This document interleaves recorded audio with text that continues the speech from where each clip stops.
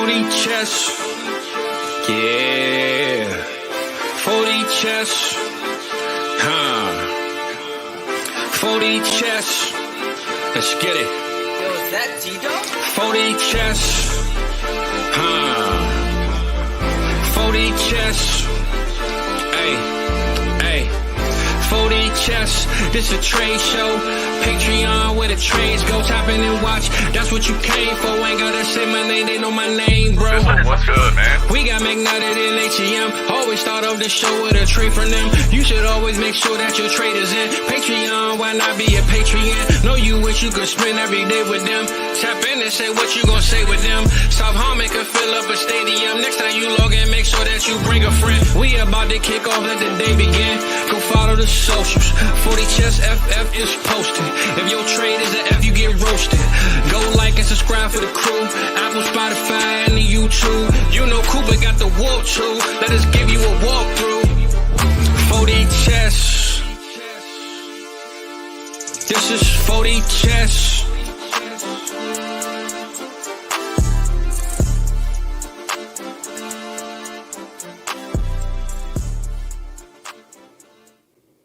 What's good, everybody? Wednesday night AMA. I'm not even sure if that was the right intro video. This is what happens when Adam ain't here and I gotta run the show. I just do what I want.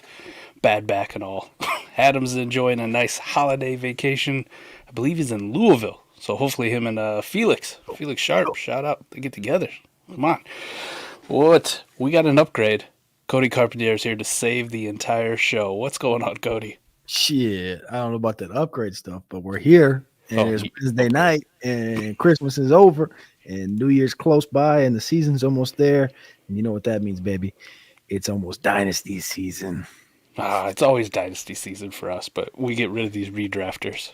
You know, get a little more leg room, get to move out a little bit, get to talk about the things that we love, prospects. We get put in first class. We get to stretch the legs out. We get a little drink a little Dynasty season, baby. Anyway, let's go. AMA, you just DM'd us a couple hours ago. You want in? I said, did the sun shine today? Yes. Well, I was debating on not doing it. We had to skip a lot of stuff this week, Adam being out of town. And then for whatever reason, man, the other day I woke up, my back is just bumping. It is. My lower back is killing me. And I didn't even do nothing. I'm fat. I'm lazy. Wasn't like I was lifting anything. So I don't know if my wife hit me with a sledgehammer when I was sleeping one of these nights or what happened, but hey, your boy's having a hard time even wiping his own ass. That's how bad it is. So, not a lot of things. But listen, Brock Purdy played like shit on Monday night. So, I had to at least gloat at least once this week, right? So, AMA, perfect place to be. And Jay Jackson started it off early with SuperChats because he was here early. You saw the thumbnail. Russ and Sam Howell are benched. So, also to add to the Russell Wilson story, it sounds like, per reports, they're planning on cutting his ass in the offseason. They are planning on moving on from Russell Wilson. So, of all the quarterback-needy teams going into 24, what team would you like to see Russ play for next season? All right, that's the first part, Cody. I actually was just sitting on the old throne over there and thinking about this. I was reading, and it comes right from that Geno tweet. And I was like, it's not going to happen, right? Because they got Geno on a 2-year, and Locke is fine. But the one that went to me, I was like, what if Russ all of a sudden you rolled a clip and it was, I'm coming home, and it's all of a sudden he's going back to Seattle. I don't think that's going to happen, but I just thought that was very interesting, just something to keep in the back of your mind, because Geno really hasn't elevated this year. He's kind of been all right, but he hasn't, like, this is the Seattle team. This is a 10-11 win team, I think. And I think that a guy like Russ potentially back in there with those weapons could put him back in that situation. But that's a spot he's probably not going to go. One that kind of interests me, I don't think he's built for it. Pittsburgh. I don't think he's built to be in Pittsburgh. I don't think he's built to digest that city. An interesting one, given the weaponry, is Atlanta. Going to Atlanta with London, Pitts, Bijan, I don't think they want to spend draft capital. They got the 10th overall pick. Now, would Jaden Daniels be cool if they could get him at wherever they end up, 8, 9, whatever? Cool, maybe. Would it make sense to that offense? I'm not sure. But when you plug Russ in there, that could be interesting. That could be very interesting. I'll ride with Atlanta for my pick. That's going to be a favorite for a lot of spots, right? We're going to talk about rookies potentially going there. We're going to talk about every damn free agent quarterback that's out there potentially going to Atlanta. Like, we desperately want to see that. I'll throw one out there, and people are going to hate it. They always hate when I talk about this, right? But there's a less than 0% chance that the 49ers upgrade at quarterback next year. Very, very likely. That fits. Kyle Shanahan, Russell Wilson, all those weapons. Like, you want to make a playoff push, they could throw, 20, 25 million at him on a 1 or 2 year deal, however they want to structure it. The salary cap's kind of a myth, and they've been a team that's been pretty good with their money. I know they're paying a lot of their young stars, a lot of the studs, the Bosas of the world, bringing in Javon Hargrave in the offseason, big money acquisition, this kind of stuff. But salary cap's kind of a myth, at least for a little bit, right? Now the Saints are going to reap the they're going to fear the reaper here pretty soon. Like, it's finally catching up to them. But I would like that fit. And potentially, I don't think it'll happen, but also I don't know what Matt Stafford's plans are for the future, right? Like, could he move on, and could we see Russ in the West, on the 49ers or the Rams? I wouldn't mind that. I will say the last I heard from Stafford was he was on McAfee about a month ago, and he said he wanted to play for at least 2 to 4 more years, and he felt like he could. That's fair. With the weaponry, with the that's definitely what I mean. All right. Second part here from Jay.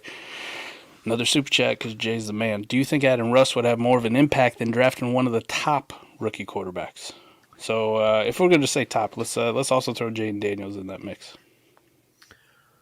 I think it automatically depends on the team. I think you could run down the list of teams. Washington, does adding a Russ right away vault Washington up into a different tier? No. New England, does adding Russ vault them up into a tier directly? No. The Giants, potentially, but Danny Dimes is there, so they're not going to probably pay him a contract that's not the angle that they're going to take. Chicago, I think he would elevate them a tier up. That's interesting. Atlanta, he would take them a tier up. New Orleans, he could take them a tier up. But the reason I'm explaining it this way is if he can elevate them a tier directly, and they can pay him and they can afford it and it makes sense, I think that would make sense for that franchise. If you're looking at like an Atlanta team that finishes whatever they finish, 8, 9, whatever they end up, and you're like, all right, we could add Russ and we could go from 8, 9 to 11 and 6. Would you do that, or would you rather say I'm going to bet on drafting another quarterback and potential flame out, and then you're talking about wasting like a London, Bijan, Pitts potential? You know what I'm saying? Like you're extending and you're stretching and you're really mutilating that build. Whereas you could bring in a Russ and you could say, I think Russ could fit into this offense and formulate a plan to win 11 games instead of the 8. Whereas you can't guarantee that with a rookie, I think, at this point. Yeah, that's probably going to be the key. Like, there's very few teams probably going to look to add a Russell Wilson type versus drafting one of these top quarterbacks. Even if you go down to 3 or 4, right? A lot of these they're either drafting them as developmental guys. We already have a Geno Smith type in place, or we have somebody of that ilk, and then we want to get another one where we want to develop them, and hopefully they'll take over at some point next year. But those early picks, those guys with those picks, like you talked about the Commanders, the most logical one would be the Giants, but then the money thing doesn't fill out because they got to pay Daniel Jones a shit ton if they move on from him, right? So I don't know. I don't really feel it. And you hit it a nail on the head, right? The Commanders are not just a quarterback away, right? They're an entire defense away. They're an entire offensive line away. You need to know where you're at. That's where Carolina messed up last year trading. They're like, oh, we're a quarterback away. We need a young buck. He can come in here. We'll pay Thielen. We'll pay Sanders. And our defense is good. And it's all going to work out. And they go get Bryce, and the offensive line falls apart. The whole shit. They just didn't – the organization didn't know where they were at. They didn't self-scout properly. That's what other teams need to do. They need to self-scout, and they need to go, all right, we've built everything around him. We've got an offensive line. We got enough talent wide in the backfield. Bang, it's built. Drop in Russ. That's going to give us 3 games. Or do I drop in a Jaden Daniels and bet on that fitting our scheme type of a situation? And you have to know where you're at versus where you think you're at. That's all self-scouting right there. What about Vegas, right? We've seen them play pretty well under Antonio Pierce, and hopefully he gets the job, man. He deserves it, every bit of it.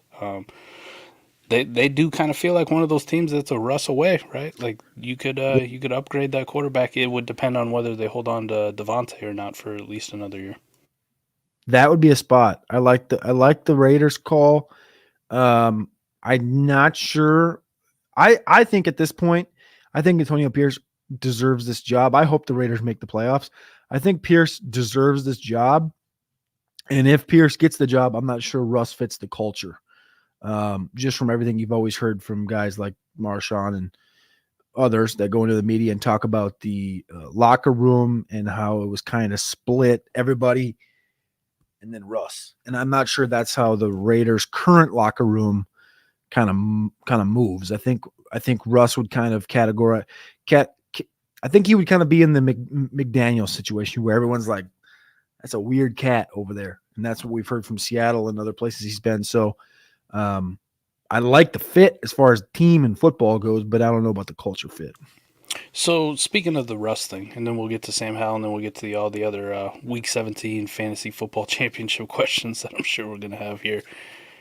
What do you think the Broncos are doing then? Right, so they're not playing him. They're going to give Stidham a shot. I don't think there's anybody outside of Jared Stidham and his family, and maybe some ignorant Broncos front office personnel that think Jared Stidham's the future of the Denver Broncos. But what are they doing for quarterback for next year? Because this also doesn't seem like it. This has been a highly competitive team, right? It didn't start off so good. They were in the playoff mix here until late. They had some collapses, but they do have some pieces around whatever they want to bring in. Are they looking at a rookie to bring in and reset it, or does that not really fit Sean McVay or Sean Payton's timeline? Are they looking at maybe a veteran like Kirk Cousins? Yeah. Well, Kirk's an interesting one that I've been thinking a lot about. I'm a Viking fan, obviously, grown up, and I have a painful feeling that they're probably going to bring him back on some sort of team and player friendly deal just because it's an Achilles and he's not going to recover fast like Rodgers has. I'm assuming it's going to be like a team friendly, like if he's not healthy, we don't owe him $45 million. If he is healthy, we'll pay him $45 million type of a situation. I don't know about that, but let me think back to what your question was. It was about the Broncos attacking a rookie quarterback. So the build that they have is interesting because a couple of weeks ago, I remember listening to Sean Payton, and he was like, yeah, man, I remember a good friend of mine, Dan Campbell, was a year ago. They got on a little hot streak to end the season. He was kind of trying to tie a line between the Detroit Lions of 2022 and the Denver Broncos of 2023, saying, we started out slow, we ended hot, and it kind of moved into the following season. And I'm going to be honest with you, benching Russ was not even at the forefront of my mind until this New England lost. And then I was like, is this team competable? Like, can they compete now? And then this Russ thing today kind of caught me by surprise, I would say, just because they are 7-8 and they're still obviously there. They're still nobody believes in Cincinnati. Nobody believes in Pitt. Nobody believes in Las. I mean, some people believe in Las Vegas. We talked about that a minute ago, but Indianapolis has had their spouts. Houston without that 7 spot is wide open. And they're only a game out. And, I don't know, a lot of things. It's the NFL. So it did kind of catch me by surprise. But as far as 2024 goes, I do think it would make sense that Peyton would, again, if Kirk is available and he's healthy and all that stuff, that would make sense to attack him. I don't think Baker's going to leave Tampa. That sounds like that's going to be about a deal done sooner than later. And it would leave them kind of in that situation. Now, if they lose the next 2 games, Denver should jump from 14 up into the 10 area, right? They should be 8, 9, 10, somewhere around there. That puts them in the Daniels conversation. That puts them in the potential move down and get your pick between the Penix, the Knicks, the McCarthy tier, somewhere in that line. And that all comes down to, what does Peyton want? What type of quarterback does he want? We saw what he loved and had in Drew Brees, and that worked. I'm not sure I would call Bo Nix anything close to Drew Brees. I'm not sure. McCarthy's kind of a game manager like that, but I don't love his deep ball. I think Penix is a guy you could potentially tie that line to, but I don't know. That would be the thing is you could see them using the late first round pick on a quarterback potentially, potentially a Penix type. But it definitely seems like Peyton wants to get his guy in there, which makes sense. Yeah.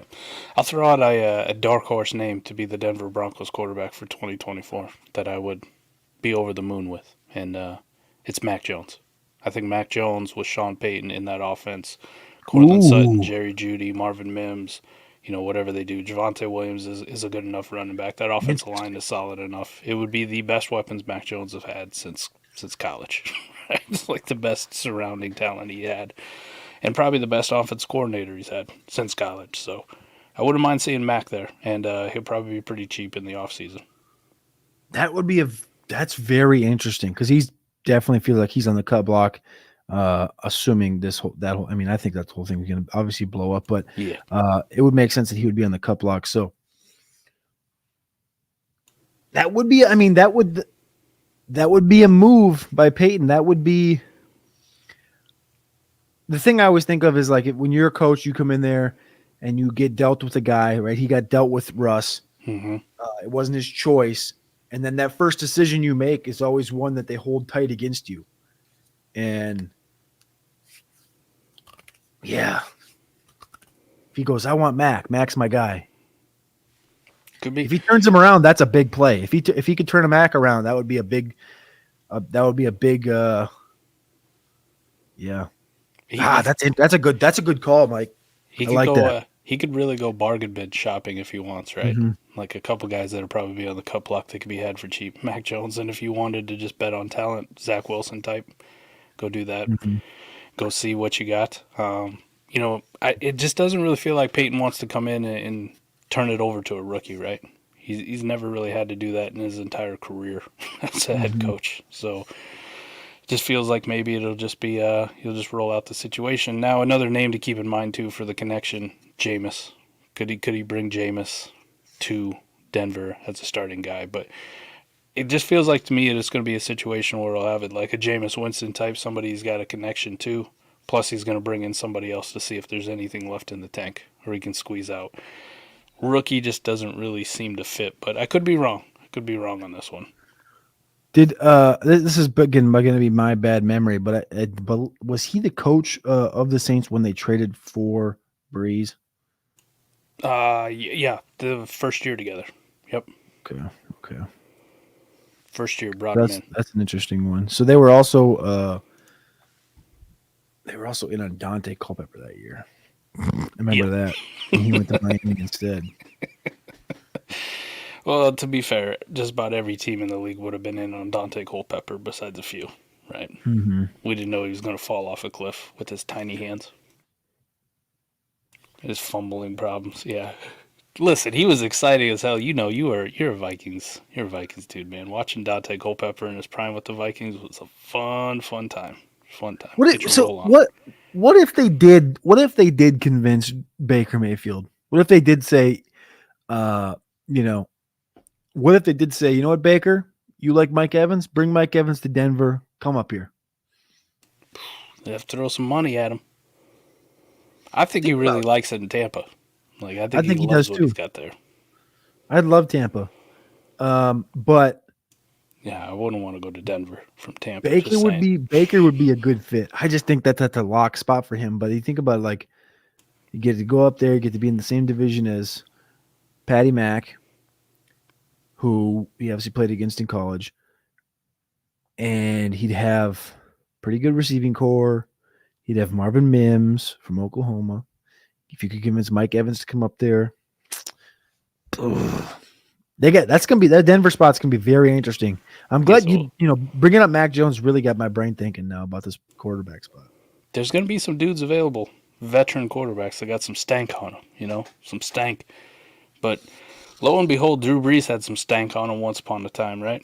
He had a lot of stank. I mean, we thought he once upon a time he was never gonna throw the football again, right? And it wasn't like he was setting the world on fire. That's why they went out and drafted old Pip Rivers. And then he went on to have 17 kids, zero Super Bowl appearances. No offense, Pip, but do your thing. Do your thing, man. Do your thing. Yikes. Can I interest you in a swaggy, not, Drew Lock? Ooh, going back to Denver. How about that? Can we make that a coming home post? Put up the billboards. Drew Lock coming home to Denver. Let's go. Full circle. Full circle. Full circle. Let's do it. How about Sam Howell, though? All right, quickly on Sam Howell. This is a dude. Listen, I bought into him hard. I told people go buy him in Dynasty, about 4 or 5 weeks ago. Feels like forever ago, though, buddy. Last 2 weeks have been god-awful, insane, and now his ass is benched in favor of Jacoby Brissett for a dying coaching staff that is going to be out of there very soon. Just trying to salvage any type of dignity. What happens with Sam Howell in 24?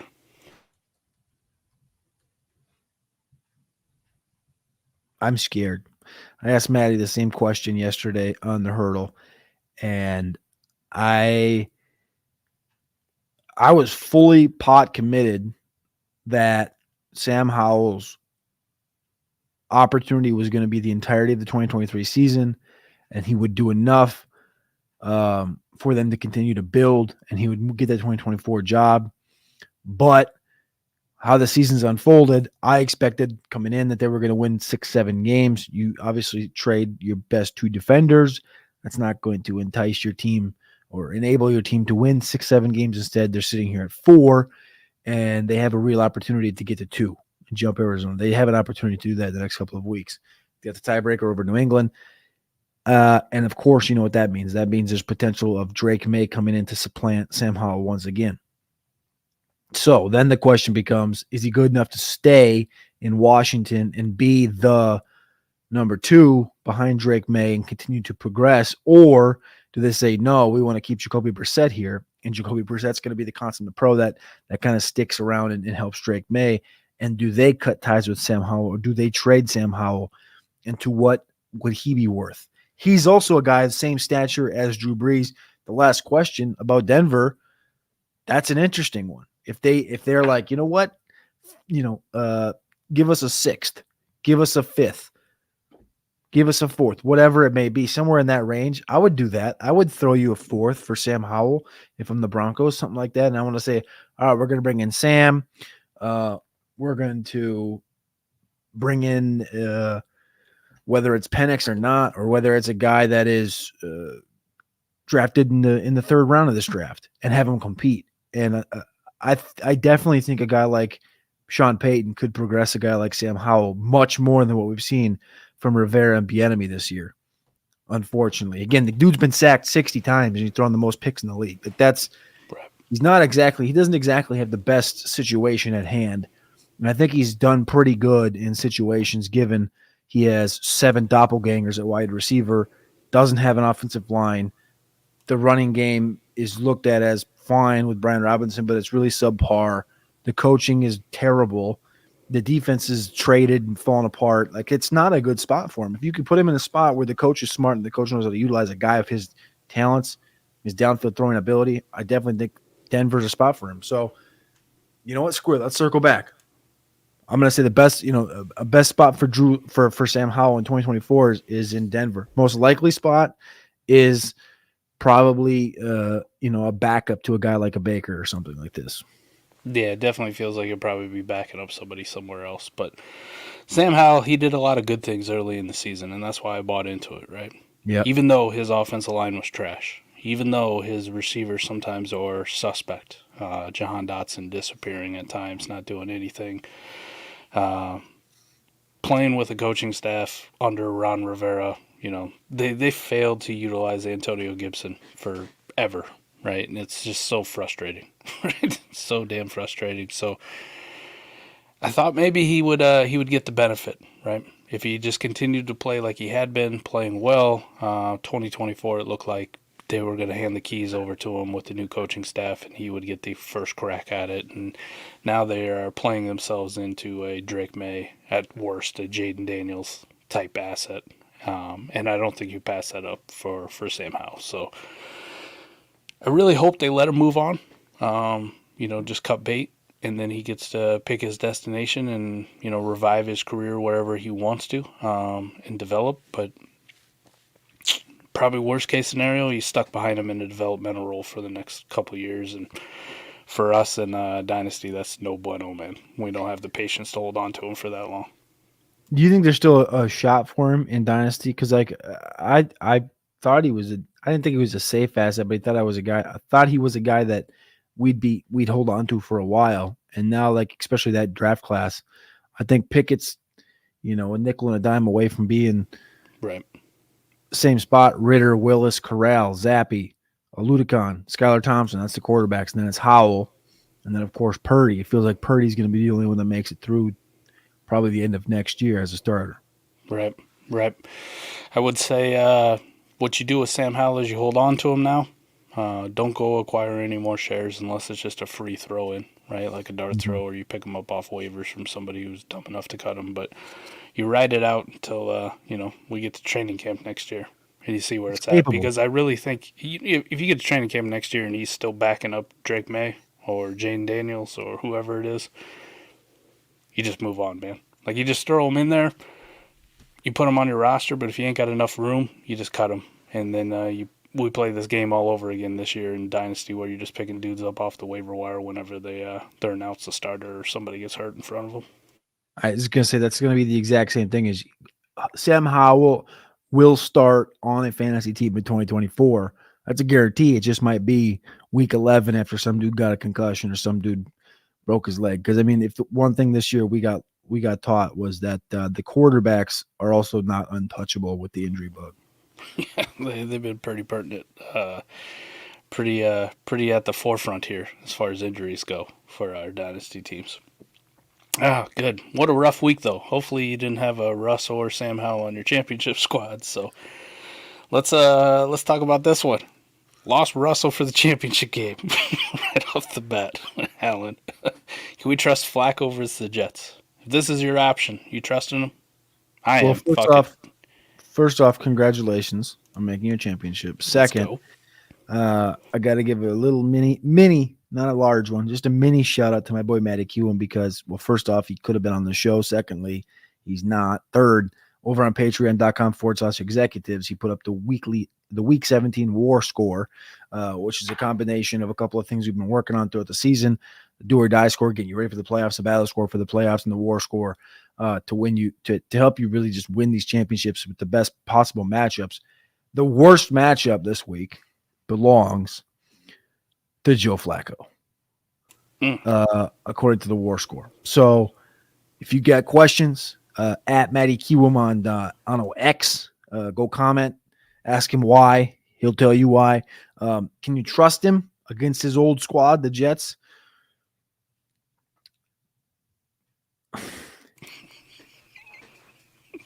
I love the dude. I think it's freaking awesome. I think they're going to finish 12-5.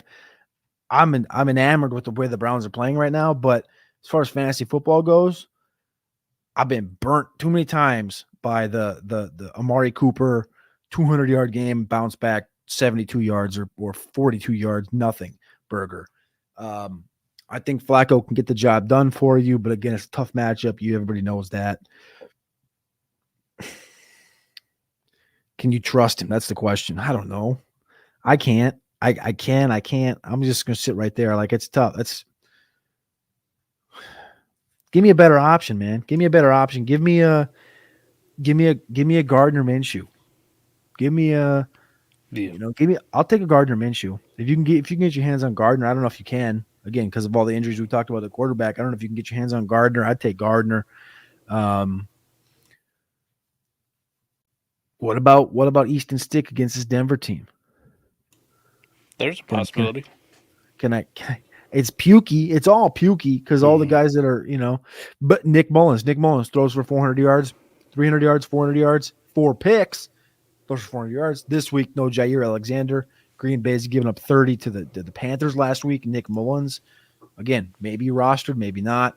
Tyrod Taylor, the best war score this week, the best matchup this week belongs to Tyrod Taylor and the Giants. Another opportunity for you, but I get it with Flacco. I 100% get it. I get a text every week from my cousin. He's like, "Oh, Flacco's winning me this thing. Flacco's getting me there," and I'm just like, I love it, but I can't trust it. I'm telling you, go ahead and trust Flacco. I understand the matchup's terrible. And I will, we'll come back to this if the war score is right, right? The war score says no, don't do it. But something about fucking Joe Flacco, man. Elite. I know. Generational. He's elite. Comeback fucking player of the year, buddy. This is the man. All right. Joe's going to go out there and fucking sling it 50 times. I don't give a shit. Might throw 3 picks. Might also throw 17 touchdowns. You never know. Dude, that was shit. He puts up 350, 4 tugs, no picks. I'm going to be like, Maddie, get rid of the score. Scrap it. We're done. Scrap it. JR's just here for the anti-Purdy victory lap. What do you think about that? You're not a big Purdy hater like I am. I'm indifferent on the cat. I definitely think this team is one with an elite quarterback. How are you going to beat them? Untouchable. But with a Purdy, you saw what happened. So I think any coach that looks at a position and goes, "Yeah, it's good." Like, I don't think those guys there's guys like that exist, but I don't think Kyle Shanahan's one of those. I don't think he's just going to be like, "Yeah, I'm content with Purdy." I think you're always going to see him. It's found money, dude. It's a 7th round pick. It's newfound money. Everyone's seen the numbers that came out that Arch Manning's making more money in college than Brock Purdy's making in the pros. Everybody knows that. And I think Shanahan's too smart to just overlook the quarterback position, especially at a class like this one. I think he's going to be looking. You have to be looking, dealing with the injuries he's dealt with the last couple of years. So I'm not going to say I'm not going to say I'm not surprised. I'm not going to say I'm surprised by the game that Brock had, but you have to expect things like this. You have to expect them. It's a 7th round pick, and as pure as he's ran, everybody knows the talent that's surrounded around him. So this is going to be surprising to some, but I'm at the same place I always was on Brock Purdy, right? People think I absolutely fucking hate the dude. Like, I don't hate him, okay? I just don't think he's that good, right? I never got the MVP conversation. Every time he does anything good, people are on here just victory lapping left and right, tagging me all the time. Listen, for Dynasty and fantasy for football purposes, he's a good quarterback too, with some upside because of those weapons.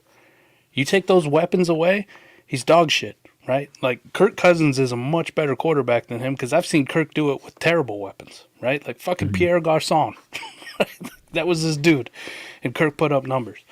Brock Purdy can't do it without his weapons. He can't do it without his left tackle. He can't do it without Kyle Shanahan. He didn't fucking do it in college. He won't do it in the pros. But the reality of the situation is he does have all that. That's why he's a QB2 with some upside, right? Like when I said a couple weeks ago, I was like QB 13 to 15, like in that range. Like that's where I am. Oh, that's far too low. You fucking crazy. You're nuts. Listen, you saw it. This is why. Like, this guy needs a perfect situation. And even when he has a perfect situation, sometimes he's still prone to meltdown, right? Yep. Yes, can he make throws? Yeah, sure. You also saw Sam Darnold come in and run that offense just as well, if not better. At least that night he ran it better than Purdy did, right, for multiple drives. And when Sam threw the football, you're like, fuck, that's some zip on that thing, right? Now, still threw a horrible interception to end the game when he should have gone to Ayuk with a one-on-one at the bottom. But, hey, whatever. That's where Sam Darnold goes. But, listen, man. Still in the same spot with Brock Purdy. He's decent, all right? He's decent. He's found money. Should I traded him away for thirds in the offseason because I'm an asshole? No. No. Is he worth a first-round pick? Yeah, probably. Probably. Is he anything more than a QB2? No. I'll give you fucking 12 guys better than him that I will take every day of the minute. And we're going to add 2, maybe 3, maybe 4 rookies in this class that are better than Brock Purdy for dynasty purposes. So it is what it is with Brock Purdy. There's my victory lap. Put this comment up over here. This Geist one. Geist says, "Give Purdy Lamar's weapons. He ain't shit." Boom. Right there. And it's not even – it's also the weapons, but he's got weapons in Baltimore, but also – give him that coaching staff. Give him that offensive play caller. That is no shot, but it is point blank, period. We've heard it before about Jimmy. We've heard it just the way Kyle Shanahan calls his offense. He's really good at understanding what his players can and cannot do. And that's something he puts Purdy in great places with great weapons. It's two-headed monster there. Got the weapons, and he's got a play caller that is the top of the tree. Everyone's like, oh, look, McDaniel. Oh, look, McVay. Oh, look, O'Connell. No. The top of the food chain has all the rules and he's got all the recipes, and he's got Mr. Irrelevant doing it. So it's not just the weapons, it's also the guy named Shanahan. He's pretty good, man. He kind of knows how to call offense. Now, this is also too, Cody. I've been saying about Brock Purdy. Everybody thinks he's safe, and I agree. He does have some. Shanahan does like him. The front office does like him. The team likes him. But the 49ers have also been in this position before, right? Like the Jimmy G era, right? They get to a Super Bowl, and this fucking guy can't complete a pass that would have won him a Super Bowl. Can't ever get over the hump. Could never stay healthy. Had massive meltdowns at the worst possible fucking time, and what'd they do? They're like, shit, we need something different. We got to make a splash. We're going after Trey Lance. I'm just saying, the 49ers have a very small window with Debo in his prime and Ayuk and Kittle, and Trent Williams has only got a few years left. That defense is just balling out of their fucking minds most time now. Didn't matter to Lamar. Lamar said, here, hold my dick. I got this. But they have a small window.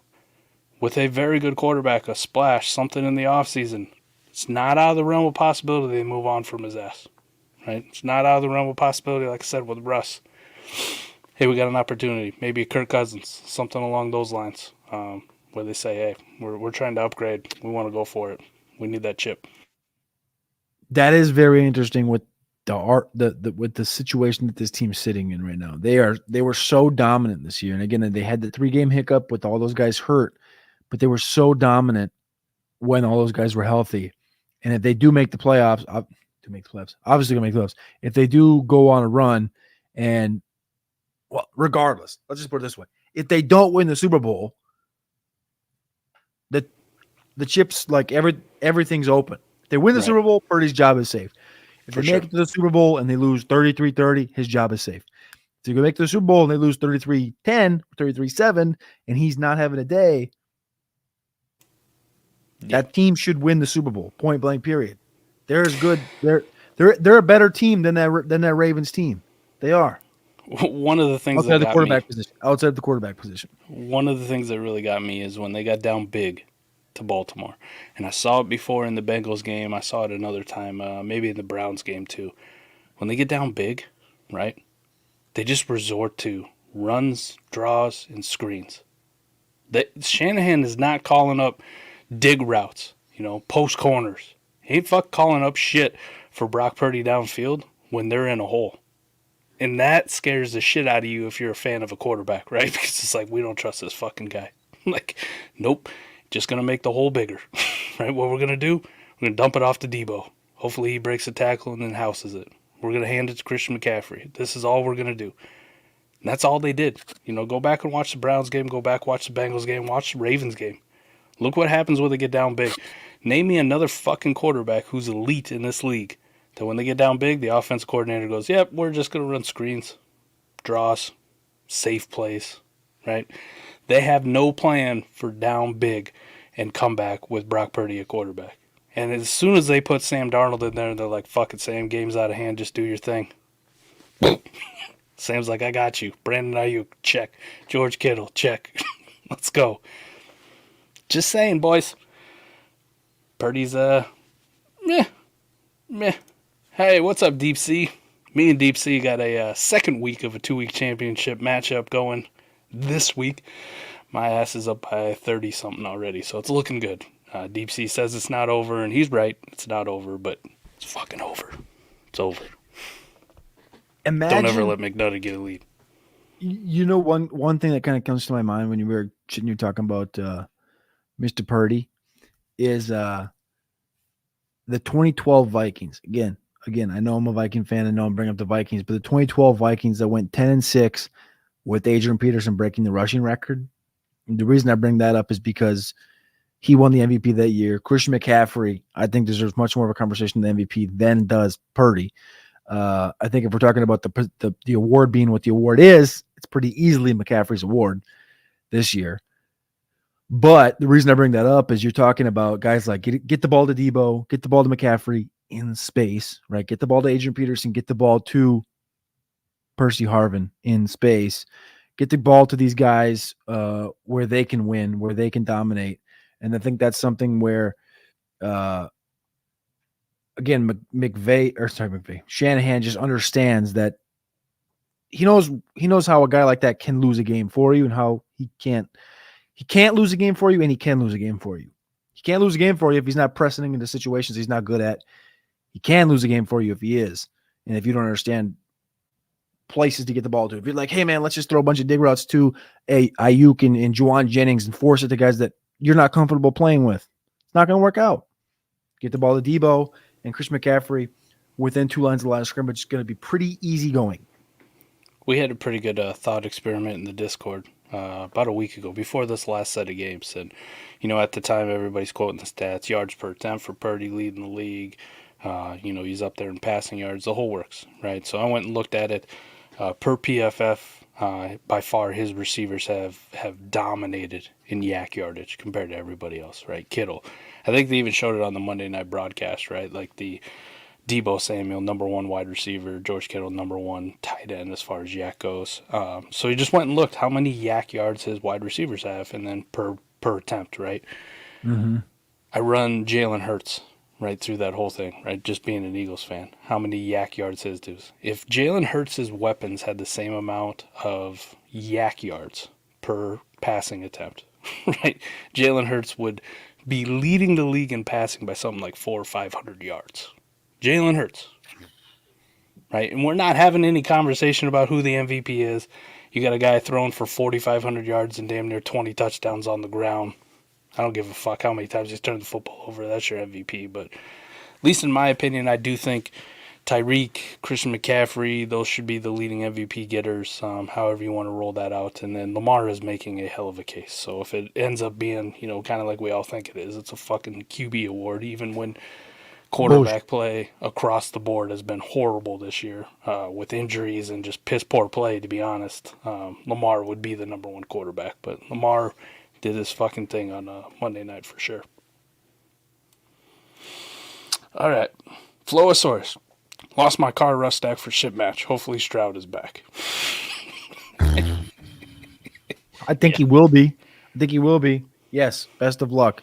That costed me 3 championship trips. So Stroud did. Losing Stroud, I should say. I should say it in better terms. Losing Stroud costed me 3 championship trips, in my opinion. I had to play Gardner Minshew in all those spots, and that didn't work. Even in best ball, Cody, it's been rough. I went and you would think that not a lot of championship teams that I have. I think I got 12.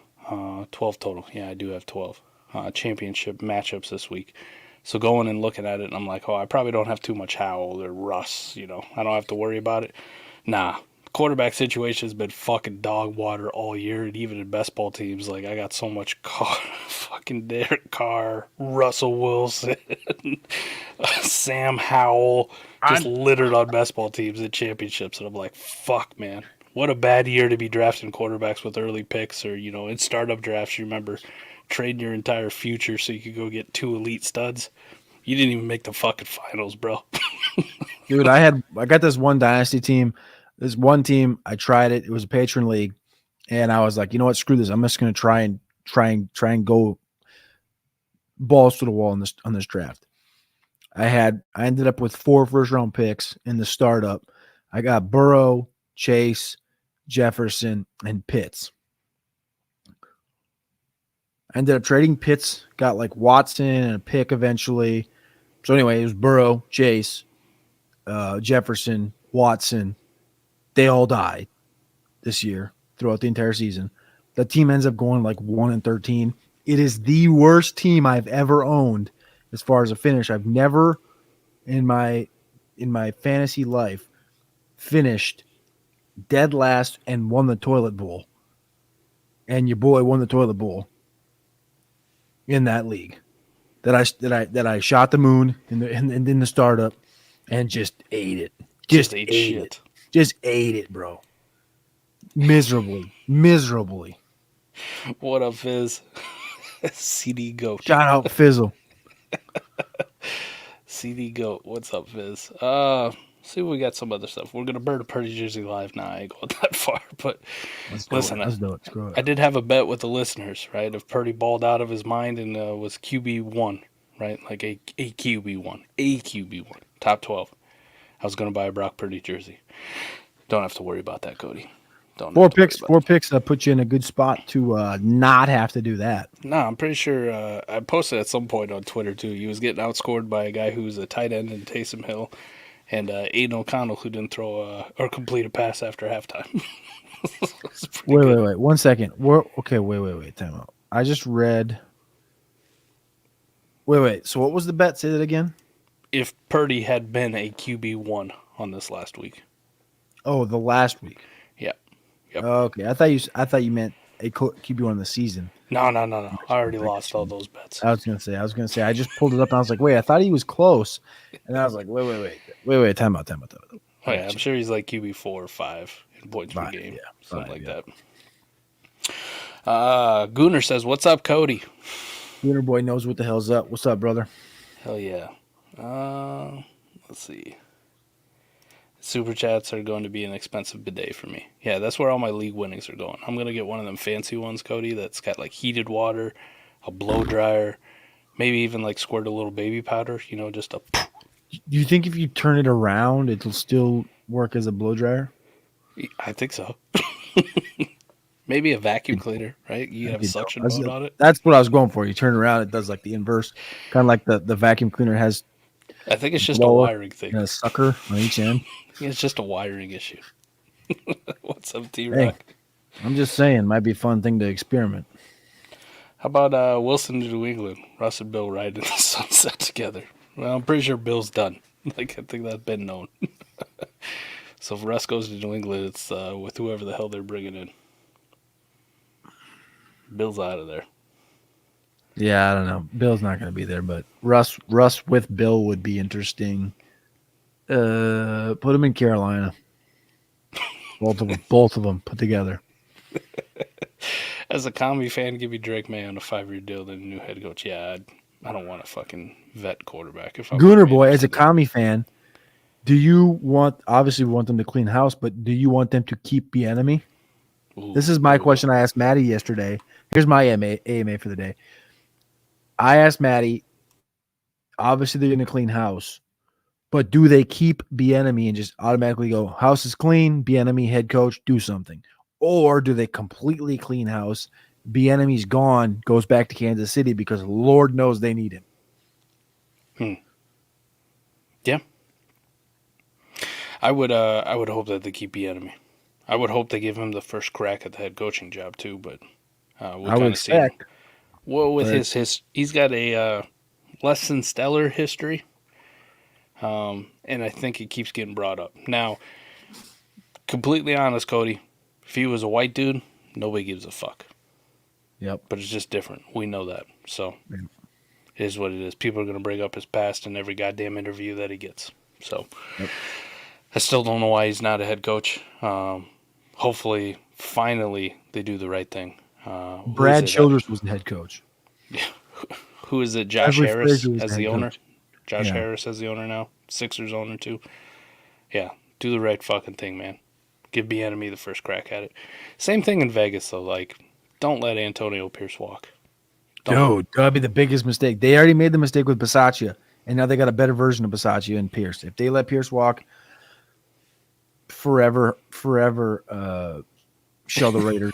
What's so funny is that's exactly what the Colts tried to do last year with Jeff Saturday, except for Jeff Saturday had zero fucking coaching experience whatsoever. You found a former player who knows what the fuck he's doing and commands that locker room in Antonio Pierce. Do not fuck this up. They love him. They love him in Vegas. Now, maybe you bring in like a John Gruden to be the offensive coordinator or something. There you go. Bring old Gruden back as the OC. Yes, please do that. Bring in some old heads around him to support him. But the reason he's the head coach and should knock be the if you coach, with me. Exactly. Knock if you with me. Is exactly because of what we've seen them transpire into the second half of the season. That is exactly what a head coach is supposed to do. Let's go. Let me search through these questions here. All right. Rivy Rips got a nasty one. Need to choose between Stidham, Heineke, Brissett, Mullen in my Superflex. I think the one that gives you the most trust that he's going to play is for the full game is probably Brissett or Mullins. And I have more trust that Mullen is going to throw for 3 Hunsky with Jefferson and Addison against this Packers defense. I would just roll Mullen. That'd be where I would just instantly cross out Stidham, instantly cross out Heineke. Maybe I shouldn't instantly cross out Heineke, but I am. You should. And then it's between Brissett and Mullins for me, and I just ride with I think they want to see what Jaren Hall is and what he has before the end of the season, but I still think they're going to make the playoffs, and I don't know. But Jefferson Addison should get peppered, and that's going to by default help Mullins, and I think this Green Bay Packers defense sucks. Heineke's terrible. Dead last on this list for me. Stidham is also ass water. I'm with you. It's between Brissett and Mullen for me, and I could not fucking start Jacoby Brissett versus the 49ers after that ass whooping that they just took. Yeah. Like, they're going to take it out on Washington in the worst way. So, Nick Mullins by default. Let's go. Fire him up. Please just don't throw 4 fucking picks. Like, just don't, Nick. Please. Just throw it to Jefferson, throw it to KJ Osborne, throw it to Brandon Powell. Hand the ball off to Ty Chandler, right? You know, maybe give Josh Oliver a little love down the red zone. That's all I need you. Just don't fuck this up. What else we got here? Genji told him Howell is bottles. That's a good insult. I never heard anybody called bottles before, so I'll take I like that. Johnny in chat, what you think? Inbox offer. Who do you prefer, Greg Dulcich or Treylon Burks? Best ball, start 12 wide receivers? I think you just start 12. There's fucking no way you start 12 wide receivers. Wide receivers 1.5 points per target and catch. Tight ends 2.1 points per target and catch. Either way, I don't fucking give a fuck. It's Treylon. It's not Greg Dulcich. They don't even fucking like that guy when he was healthy, right? They wanted to play Adam Troutman. I got a piece of news during the training camp tour that was Greg Dulcich is getting fucked was essentially what I was relayed. And they were like, basically, they don't like him and they don't want him on the team, but they don't really have an avenue to depart with him. I wouldn't be surprised if he's traded before the season starts. That didn't happen, but he was injured and didn't play all year. He played in a couple games, but right. I don't think he's going to be a Bronco when this next season starts for sure. I'd try to trade his ass for Taysom Hill in a best ball league. Like just that would be the only avenue. Yeah, it's like you have to think, okay, this guy's going to get a fair shake. Tight end probably will get a fair shake, but if I'm a betting man, I'm betting on Burks. Yeah, I bet on Burks to turn it around, or somebody out there loves him, right? Somebody still believes. How about this one? Was Stroud likely back? Schultz over Kincaid, PPR. Even if Stroud wasn't back, I think I'm fucking still playing Schultz over Kincaid. Kincaid hasn't done fuck all in. Bingo. He hasn't done fuck all since Dawson Knox has been back. Literally. Bingo. He didn't do fuck all when Dawson Knox was there earlier. Dawson Knox missed. Kincaid looks like a god. Dawson Knox comes back. Kincaid looks like ass. This is pretty easy for me. Until he shows me with Dawson Knox or he can fucking do something, I'll just play Dalton Schultz, man. I don't know when we're going to see it either. Not sure. Yeah, Schultz is easy for me. Dude, I would not actually hate this. Howell backing up Tua in Miami. Develop with Mike McDaniel.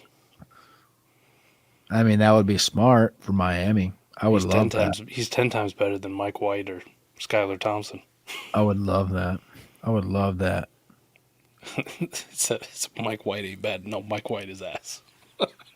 Hey, he's only good if he's a Jet, so send him back up. Yeah, Daniel Walker hit it.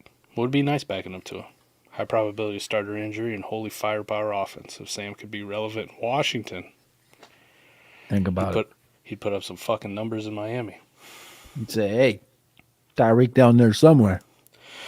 This one, I don't know, man. George Pickens is a tough eval, right? Adam and I have disagreed on him, seems like forever. Love his fucking talent. Love the, what do you say, Cody? He's got that dog in him, for sure.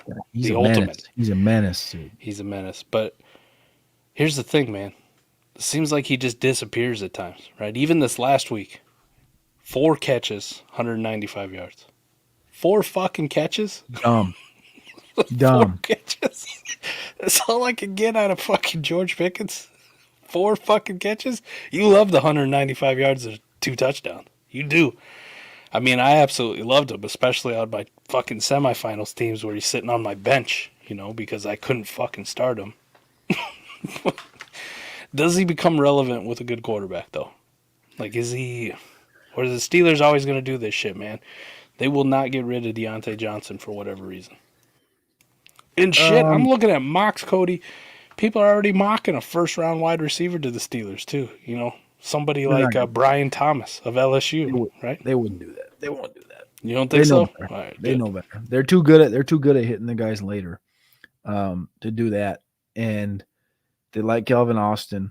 And if Deontay is gone, yeah, they'll draft somebody, but it's not going to be right away in the first round. And I do think a better quarterback, a real quarterback, would make Pickens legit. It would make him a legit dependable player you can have in your lineup so that when he does do this, it can do something for your fantasy team. And he's not just in quotations, best ball only type of a player, which is what he kind of feels like right now. But I mean, you think about it, 4 for 195, 2 touchdowns. How about that game against Tennessee when he's in your starting lineup and he put up 5 targets, -1 yards? That's the art of this offense, though. Like 45, 38, 58, 19, 47, 25, 36. Those are all games he had this year. That's more than 5 games where he had less than 60 receiving yards. And he was probably in your starting lineup if you had him because of the draft capital you spent on him.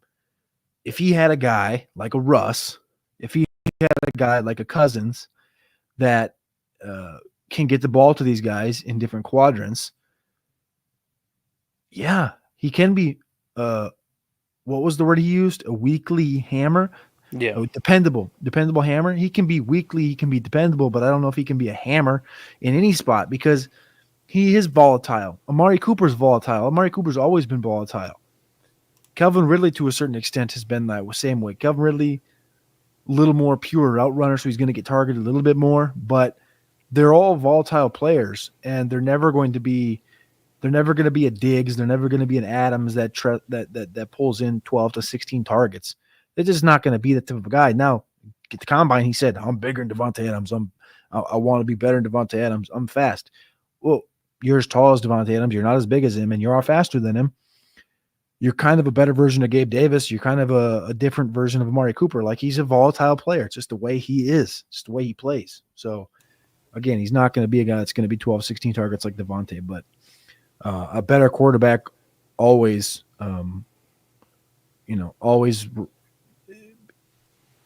enables a guy to be more consistent. I think for him, one of the big things, and we always think that players can't get better, but say George Pickens does get in the lab this offseason and puts in the fucking work. If he got a little bit better at separating consistently, now, however he wants to do that, whether that's through route running, whether that's through speed and acceleration, whether that's like Jamar Chase with the physicality at the catch point, like however you want to do it. His separation, though, on some of his targets is just fucking god-awful. It is. Everything is a contested catch, and you cannot, even DK Metcalf learned that you could not get away with that, and DK learned how to run routes. DK learned how to separate, and you saw how much better of a player he's been since his rookie year when it was just pure physical size and speed. George Pickens kind of needs to work on that, in my opinion, right? And I think he'd be more consistent if he could, but so far, not so much. And then, yeah, I don't know. It will take a new quarterback. It will take them figuring out what they want to do with Deontay Johnson. Deontay's a fucking target earner for a reason because Deontay is almost always open, right? Yep. He's fucking 7-11. Now, I would love it as a Deontay Johnson fan if they let him go, right? Just let him walk. we can forget this bullshit and let him go to some team where he's going to be appreciated. Kind of like Christian Kirk, right? Let him go somewhere where people will really enjoy his talents. He's still young. He can still be a dominant receiver in the NFL and for fantasy purposes. So I like that one. How about this for T-Rock, too? T-Rock's a big Baltimore fan. Baltimore defense can make anyone look horrible. Horrible. They I can. think they can. They're good. How about this one? We got an eggplant from T-Rock here. This one's for Cody. Can you reveal a little bit about the recipe for the best lineup rankings in the entire space? The Cuck Score. Get a little taste. Get a little preview of the Cuck Score for this week. No preview yet, but No preview. We're good. No, because we don't get that thing cooking until tomorrow. We don't start on it until tomorrow. Can you reveal a little bit about the recipe for the best lineup rankings in the entire space? You know what, T-Rock, I appreciate you. He's one that's always in there commenting. He's always positive about it, and it's a new score. And we started it back, I think, at like week 4 or 5 or 6 or somewhere along those lines. But it's been pure, and it's wide receivers only. And basically the key cog to that thing and the idea, and I'm not going to give anything in the recipe yet. Maybe we'll do that this offseason when we're tinkering and working on it. But I will say that thing, and the best way I've learned to utilize it is to just take those guys, and I always just key in the top 8. Now we rank like 90, 96, 88, whatever it is, any given week based on buys and stuff. We do that many wide receivers, and it's all matchup based with other things in total. But I usually take the top 8 guys in the Cuck Score, and I'll go to like FanDuel, and I'll take all like adjusted lines, right? And sometimes you get like a Rashee Rice in there. We got Rashee Rice in there for like 4 or 5 straight weeks. We had Curtis Samuel in there for like 4 or 5 straight weeks, and it was when he was tearing.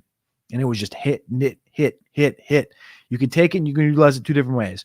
I like to bet anytime touchdowns, or I like to take adjusted lines, and I'll go like north of 80. I think this week, if I got the number right in my head, I wrote it down earlier, but I think in the top 8 Cuck Scores this week, I think 6 of the 8 had more than 80 receiving yards. And one of the big miss was DJ Moore, but Cole Kmet went hard.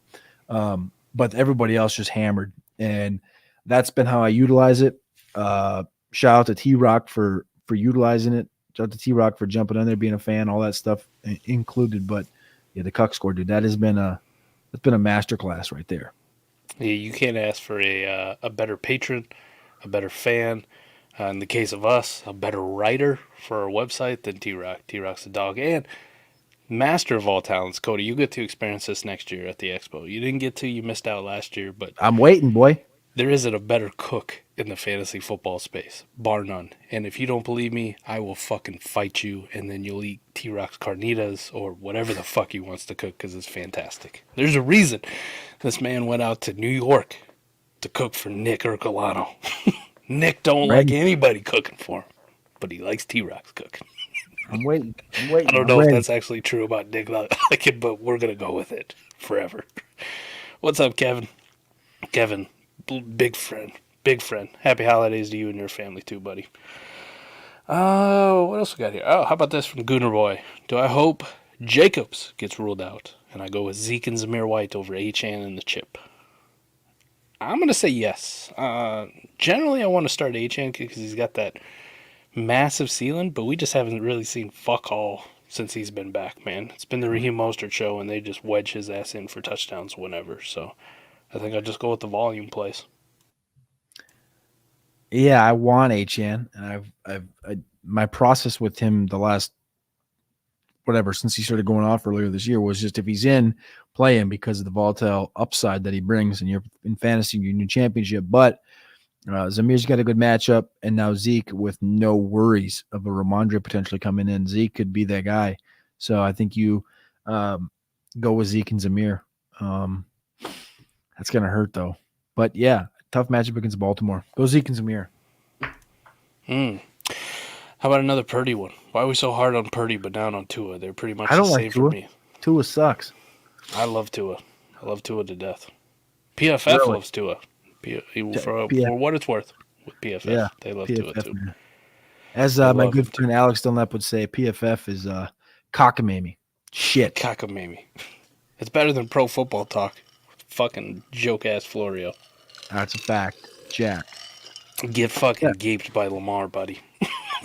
Get gaped by Lamar. Did you see his ass try to walk that back too? I don't. I try not to. Good. Thank God. consume any of that content. I just see the shit on X every now and then pops up. Yeah. It's usually just making fun of Florio. Joke. I actually think Tua is a lot better thrower of the football, more accurate, better under pressure, in my opinion. I've seen him make plays without fucking Tyreek in the game. Right? They absolutely dominated the fucking Jets with no Tyreek, and he did it with Jalen Waddle by himself. And you're gonna look at the fantasy score and go, "Oh, wasn't that great?" Yeah, but they were up 30 to fucking nothing. He didn't fucking need to do a whole lot after they beat the shit out of him in the first half. So Tua, in my opinion, much better quarterback, but people hate it. 1v1, 1v1. I would agree with you.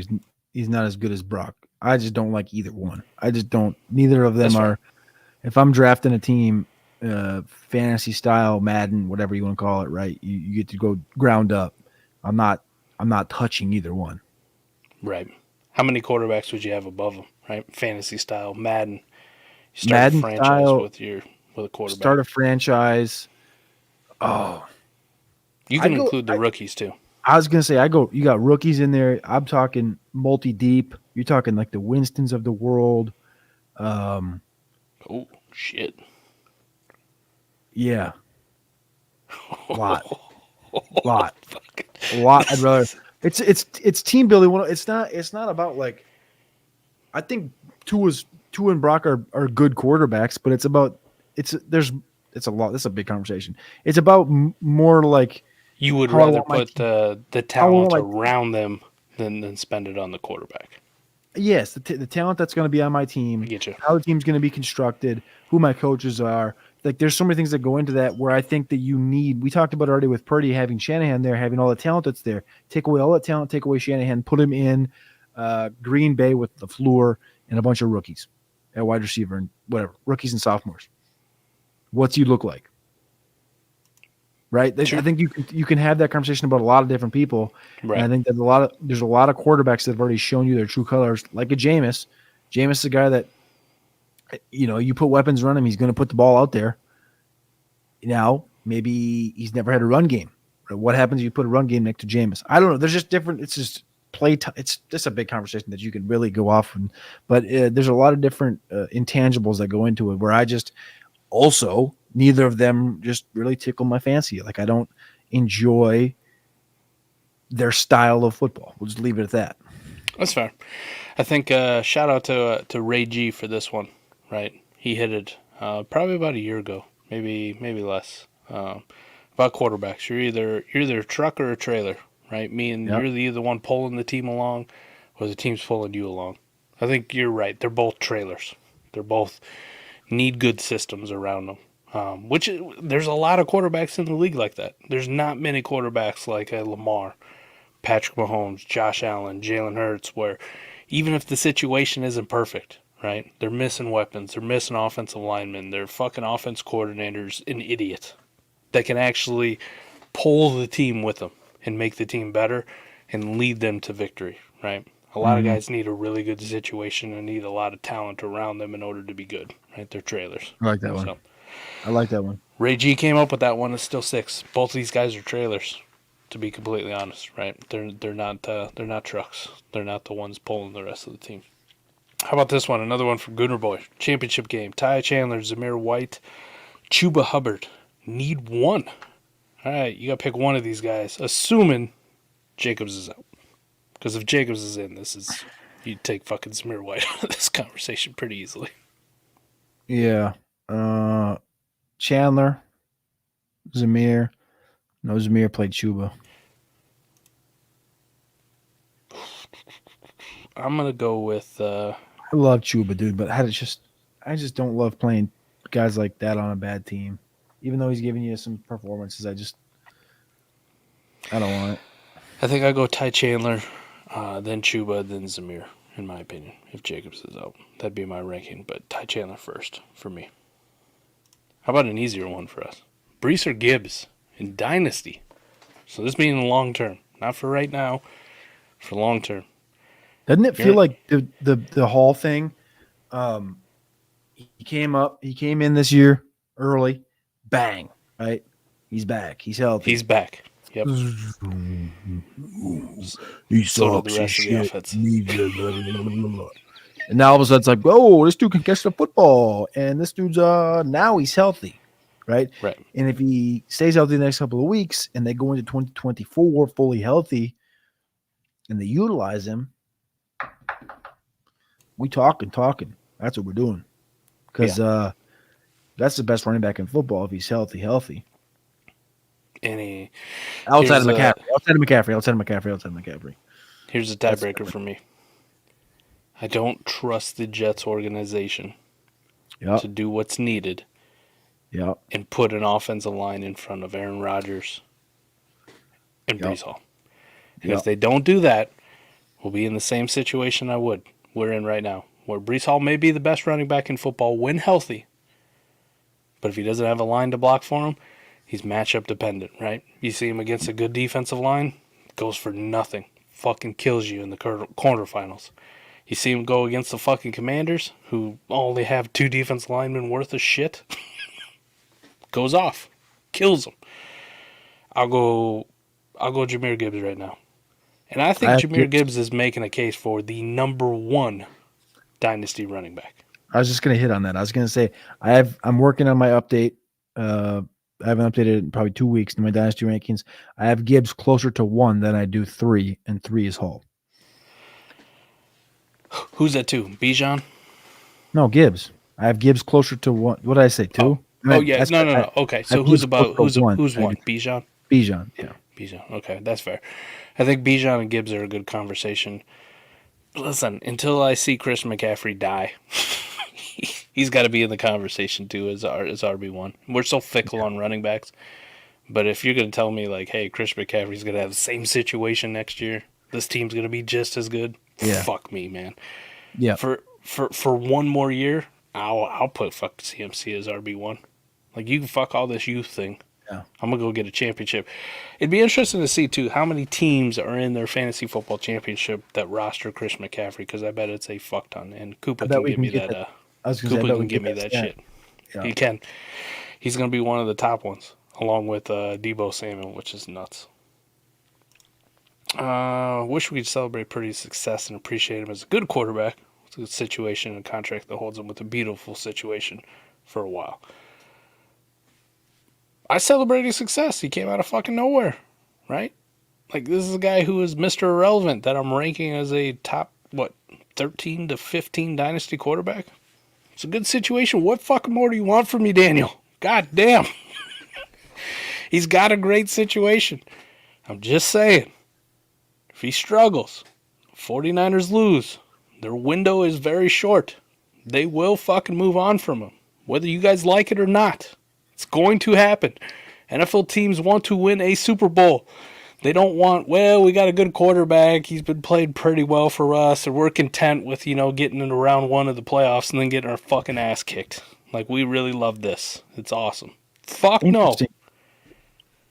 Interesting note there is there's something called precedent already with this team. Right. Heard of it? I have, because they spent a lot of money on that guy and they walked. So this guy was nothing. This guy was pennies. This guy was dollar bills. And if they can find a guy that they believe can fit the system better, or maybe it's the guy named Kirk Cousins that's in Minnesota right now that Shanahan's always wanted. So I don't know. But Just saying. Here's a good one, though. Whose mother did Eric Bieniemy murder? Should have been a head coach like 7 decades ago. I think a lot of it is just he's got some domestic violence things in his past when he was a lot younger, and I'm talking younger. I'm pretty sure Eric Bieniemy's in his 40s at this point, maybe his early 50s. We're talking shit that happened when he was in college, so. But that shit follows you, man. Follows 54. you. Damn. He still looks good for 54. I think so, too. I ain't going to look that good. Depends if EB and Jacoby give the 49ers and Cowboys a game. Might clean house and let EB walk and be a head coach somewhere else. I think he'd go back to KC. I'd go back to KC if I was him. Fuck yeah. I wouldn't even feel like I went out, I checked it out. Screw this, dude. I'm gonna go back to KC. I'm gonna sit here. Right. And I made the mistake. I'm getting a second chance. KC needs me. Go back to KC. Win a couple chips. Andy walks. Take over. Just imagine if Pickens had Justin Herbert throwing the ball. That'd be nice. Still be volatile. He'd still be extremely volatile. He'd be a healthy version of Mike Williams. He'd be a I was just gonna say that same fucking page. She's good. Should be decent. Not great. Not a hammer. Dude with you don't have to start a quarterback in the Superflex spot. Start 9 league. I'm in the final, starting Goff every week, a quarterback and a wide receiver at the Superflex. I'm still gotta have a good team to do it. Gotta have a good team though. I'm still starting a fucking quarterback unless it's, my choice is Taylor Heineke or like somebody else's wide receiver too. Right? Most of these fucking quarterbacks, even on bad weeks, unless they go absolutely dog water horrible, they're good for fucking 10 to 20 fantasy points. I'm just seeing this cat comment again. He's got the Kittle freaking thing, avatar, and he says, "LOL, they aren't moving on. You are delirious. 1 more year minimum, even if they lose first round." Which he's acting like 1 more year minimum is like 1 more year minimum is like. Well, that's calling us delirious, but you saying 1 more year minimum is supposed to be like a take that's aggressive. Like 1 more year minimum. Yeah, they lose first round, and then next year they go 12-4, and they lose first round or second round or third round. They're not winning a championship. They're burning up Kittle. They're burning up Debo. They're burning up McCaffrey. They will move on from him. That's the point. It's done. That's the whole entire point. We're not saying we're not saying they're gonna cut Brock Purdy in March. We're saying if they fail to win the championship, they will look at other people. And if some situation became available where they're like, holy shit, this is our guy. Right. 100%. We're not, it's all dependent, but I'm not saying they're going to cut him tomorrow, like in March, if they don't win the Super Bowl. I'm just saying that they're going to, the eyes are going to, they're not going to be like, yeah, Brock Purdy's good. They're going to go, Brock Purdy's here, but guess what? Kirk Cousins is over there. Russell Wilson's there. Michael Penix is there. So how about this? They get to, what if they get to the NFC Championship this year and they lose a close one, right? I think Brock Purdy's still back. Yep. But why'd they lose? True. All right. Why'd they lose? Draw the plan. Why'd they lose? They get to the NFC Championship. Brock Purdy throws for 300 yards, 4 touchdowns, no picks. Their defense just happens to give up the go-ahead touchdown. Then there's no reason. No reason. They get to the NFC Championship. They lose a game. Brock Purdy throws 3 interceptions. Less than 200 yards passing. Well, that's a media narrative right there. That's a big media narrative as they exit the playoffs with that. And all of a sudden, you know exactly what happens. Michael Penix would fit in this offense a little bit better. Imagine the connection of Kirk Cousins and Kyle Shanahan in San Francisco. You can hear it already. Like we've seen it. We've heard this story 100 times in the NFL. And it's just, we're not saying it's going to happen in March, but if they don't win a Super Bowl, Shanahan will have the scouting book open on these rookies, and he will have his phone ringing for Kirk, for Russ, and having the conversation at least. Love it. Winston over Purdy or two. Fucking easy for today. And how many Super Bowls Purdy and Tua got? How many Super Bowls Purdy and Tua got? Fizzle loves Jameis though. Fucking loves Jameis. Fizzle knows. What's up, dog? Fizzle loves Jameis. How about this one? Would you bench Laporta versus Dallas? Fucking Dallas struggles against the tight end, don't they? Like, they're one of the worst teams in the league against the tight end. There's fucking no way I'm benching Sammy Ballgame, right? If I'm not mistaken, they are one of the worst teams in the league against the tight end. I'm also just, it's Sam Laporta. Like, I don't care. It's a fucking stud. You never bench Sammy Ballgame versus Dallas. I think he's coming for you. I think he's coming for you. I don't know. It's Johnny Detroit, man. He's a Detroit fan. He's got the Kool-Aid. He's drinking it. He's having a great year. I'm confused. I'm like, Johnny Detroit, follow this up. What do you mean by this, right? Like, is this you just being punny? I'm trying to. The only other question we got on the board here from T-Rock. I just wrote about my biggest lessons from 23 after painful semis. Yes, I watched T-Rock lose a painful semifinal matchup. What's the biggest lesson each of you learned that you're implementing in your process moving forward? Ooh, Look at fucking T-Rock with the heavy hitters. Man. It's a tough one under pressure. It is. It's a tough one for me too. I don't want to sound gloaty, but I've had probably the most success, just percentage wise, for fantasy that I've had ever. Hit on a lot of preseason prop bets. Did well in underdog. I'm getting 30% of my dynasty teams in my portfolio, right? 12 out of 40 teams into the championship, into the money guaranteed. Yeah. Right? It's going to be a very profitable year for me as far as fantasy football goes. So this is one of those things where it's real tough. Like you want to talk about big lessons. Cody, you played a lot of sports too, but I mean, there's a reason people say that you learn more from a loss than you learn from a win, right? Like, I got 7 teams that lost in the semis this week. And each one of those I'll probably sit down and evaluate. Was it variance? Was it something I fucking did? Could I have done more? And then I'll look at it, and those ones are going to eat at me. But when you have overall success, man, it's really tough because you're like, fuck, whatever the fuck I was doing was working. Why change anything? Now, you still want to get better.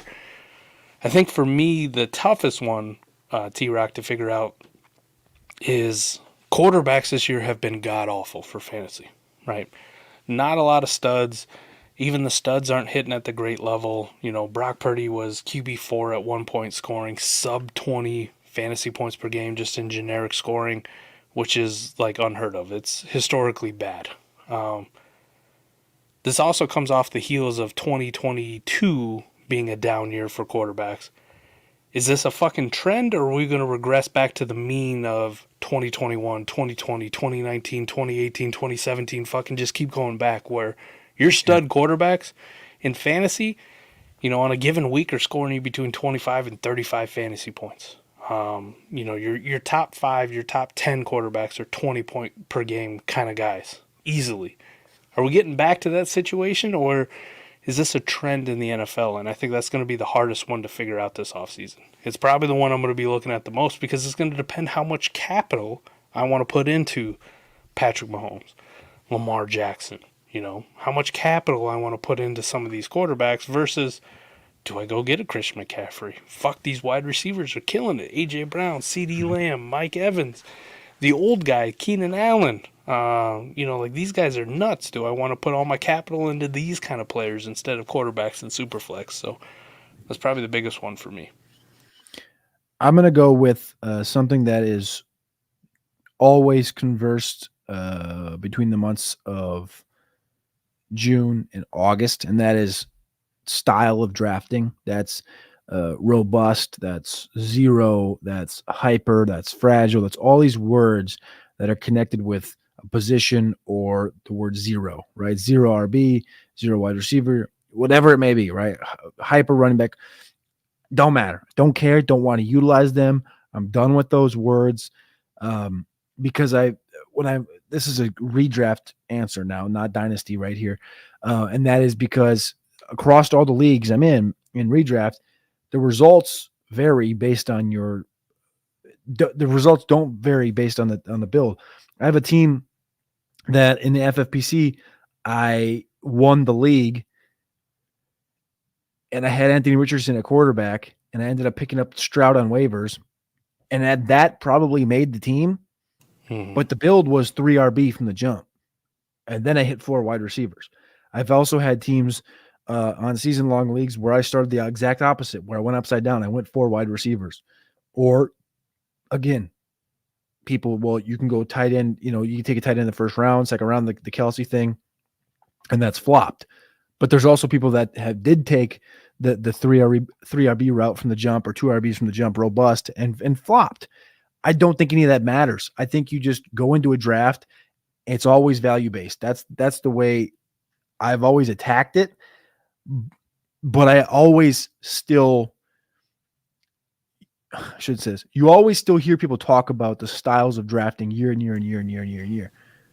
My thought's always been value-based. Now I'm even more I'm going to be more vocal about it because it's always irritated me, but I've never wanted to say anything. But my lesson this year is that if I hear people talking about, oh yeah, I only draft 0 RB, I only that done. No, I don't want it. I don't want to intake any of that in 2024. I like that. I like that a lot too. And I think it's something that I've implemented for years, Cody. I'm with you, where it's like I never lock myself into a draft strategy, and this is a big one. T Rock knows he was one of the followers of this man, Mike Liu, an OG Mm-hmm. great in the dynasty space, and he said forever, be water, in your drafts, be water. Take the shape of however the fucking draft's going, right? I may go in wanting like, damn, I kind of want to draft a wide receiver heavy fucking team. But you get to the end of round one and you're like, fuck, Christian McCaffrey's still here? What the fuck are y'all doing? All right, CMC. And then, your second pick, you're like, boom, I'm going to take a running back again. And now it gets back to you in the third round and you're like, fuck, man, ain't nobody taking running backs. You're going to make me do it? I'm going to do it. I'm going to take another one. Yeah, just be water. And I'm Adam and I do this, especially for Dynasty, right? Like redraft, if you want to be a little bit more rigid, it's tougher to trade. Like I don't get a lot of redraft trades done for people. Like it's tough, and then you got to be really good on waivers, and sometimes a lot of luck comes in. But in Dynasty, man, if I'm in a draft, it don't matter if it's a rookie draft, a startup draft, a fucking supplemental, whatever kind of draft you want to do in Dynasty or C2C. I'm drafting for value, and then I trade for need. That's it. That's it. So all these questions I get from people where they're like, I'm really tight end needy. Do I take Brock Bowers? No. Like if he's the best value, sure, go ahead and fucking take him. But don't pass up a Malik Neighbors or Jaden Daniels because you're like, I'm good at quarterback or I got too many wide receivers. You know who doesn't have too many wide receivers or too many quarterbacks? Probably about 3 or 4 other motherfuckers in your league, right? You know what they probably have? A tight end, right? You can get as a throw-in, right? So just draft for value, trade for need. That's always been a big one. But it'll be interesting to see. For me, it's quarterbacks this year. Like how we evaluate them. Fuck. Like, is this a trend, Cody, or is this is this an aberration? And I really hope it's an aberration because I got so many teams built on stud quarterbacks that are sitting at home watching right now, going fuck. How about this one for Daniel Walker? All this Broncos talk and famous Jameis over Purdy. So before waivers close this year, make room on the back end of the rosters for Winston? I would. Fuck yeah. Adam and I talked about this on a Canton Bound pod last week over at Campus to Canton. Just in general, I'm always taking these shots on these like young guys I like. And for me, it always ends up being tight ends, Cody.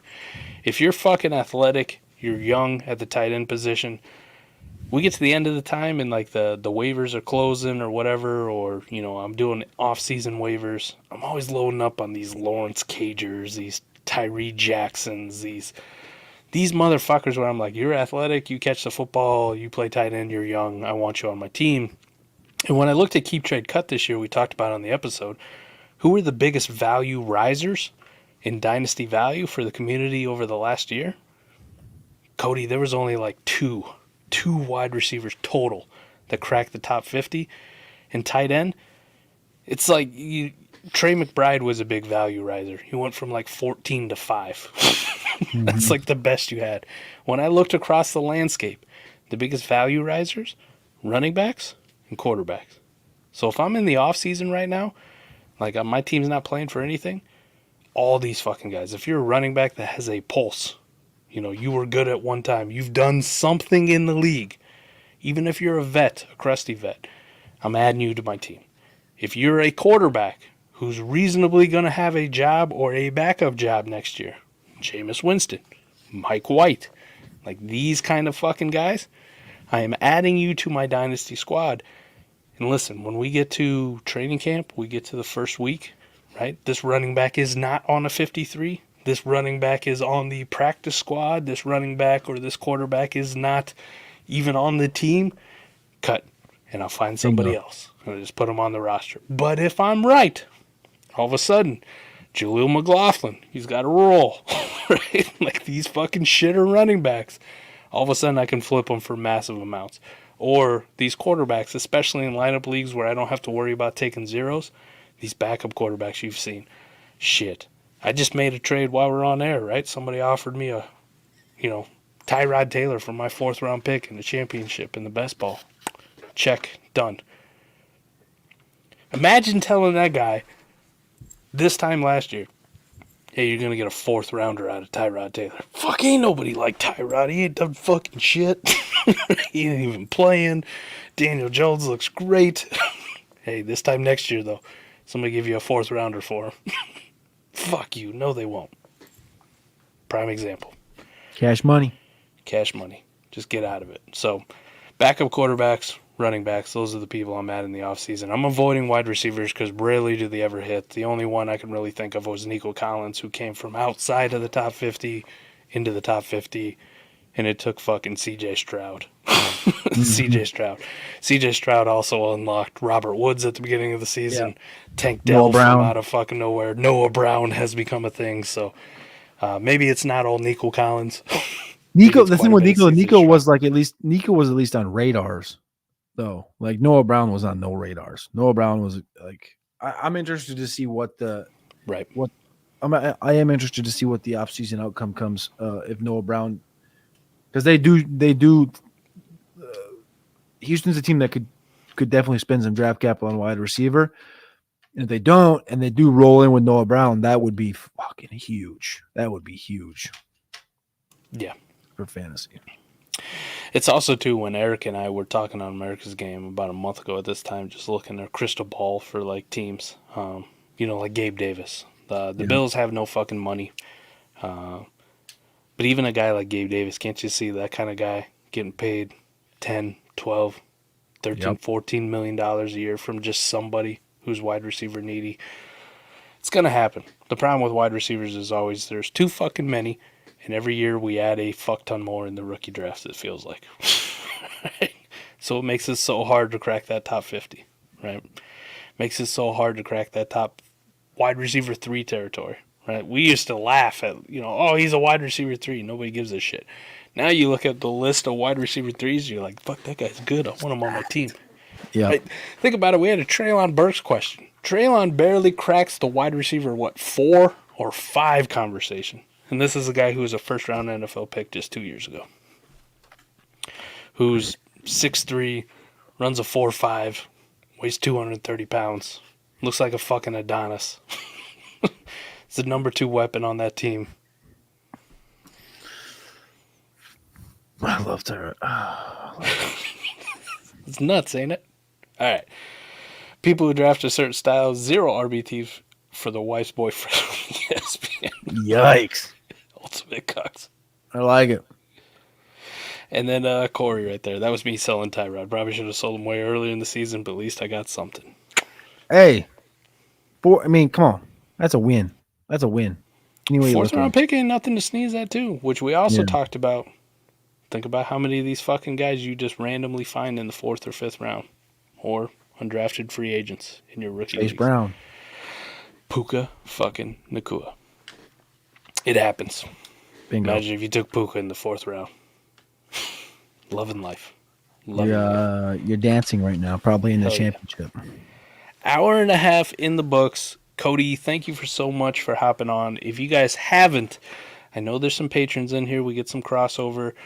Patreon.com/executives. Right? Did I get that right? Got it right.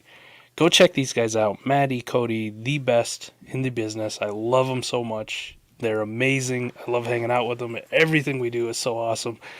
Hey, I was going to ask you too, how'd the podathon go? I know I made an appearance. It was fun. It was nice to see. Got to check out quite a bit of it. Overall, good success. But yeah, podathon was a success. That was a long day. We'll put it that way.